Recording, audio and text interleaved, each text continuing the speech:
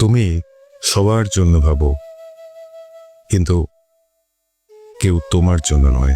সবাই ডাকে তোমাকে যখন তাদের দরকার হয়, কিন্তু তোমার দরকারে তুমি সবার সমস্যার সমাধান করো, কিন্তু নিজের সমস্যার সমাধানের তুমি কাউকে পাশে পাও না। তুমি সবার জন্য হয়ে আছো, কিন্তু কেউ কি তোমার জন্য আছে? আসলে তুমি সবার জন্য থাকো কারণ তুমি শক্ত।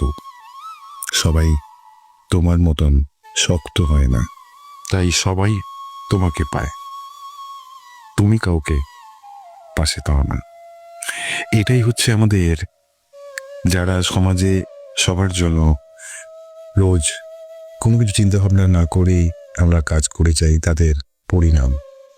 তো আমরা থামি না, আমরা নিঃস্বার্থভাবে কোনো কিছু আগে পিছু না ভেবে তাদের জন্য কাজ করে যাই।